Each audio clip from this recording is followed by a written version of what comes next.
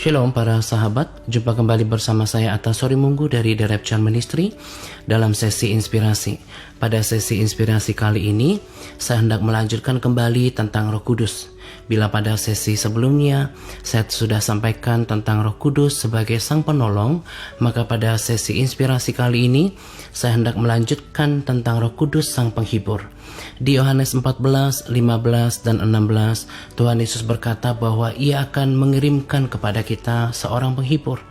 Dan penghibur yang sama adalah pekerjaan daripada roh yang sama, yaitu pekerjaan daripada Roh Kudus. Dalam kehidupan kita, ada kalanya Tuhan izinkan hal-hal yang pahit terjadi dalam kehidupan kita.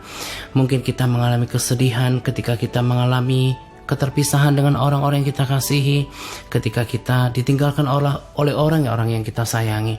Mungkin kegagalan Tuhan izinkan dalam kehidupan kita, mungkin ketertekanan ataupun penyakit, apapun yang Tuhan izinkan dalam kehidupan kita, yang membuat hati kita lara, yang membuat kita tertekan atau dirundung kesedihan.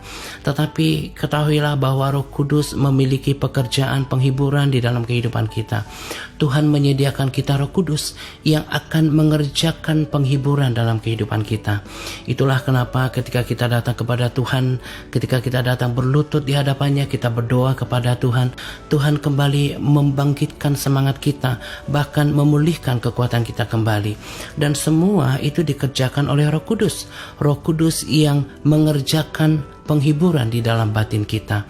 Itulah kenapa orang Kristen tidak perlu pergi mencari penghiburan dari dunia, ke dunia malam atau tempat-tempat hiburan atau mabuk-mabukan atau pesta narkoba atau bahkan pesta seks. Itu tidak perlu dilakukan, sebab Tuhan sudah menyediakan bagi kita adalah sumber penghiburan yang sejati yang dikerjakan oleh Roh Kudus.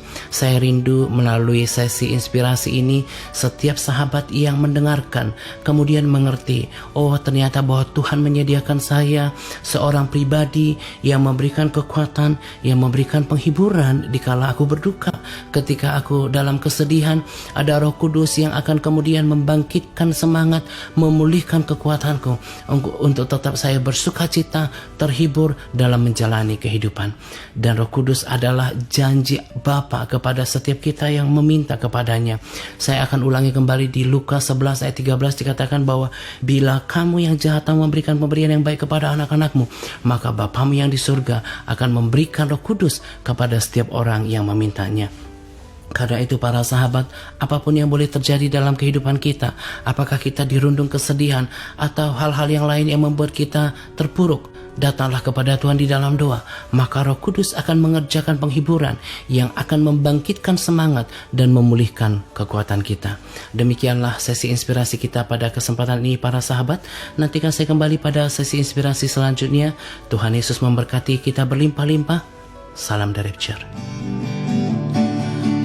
Sembah Kau Tuhan, ku mengangkat tanganku, selamanya Kau ajaib bagiku.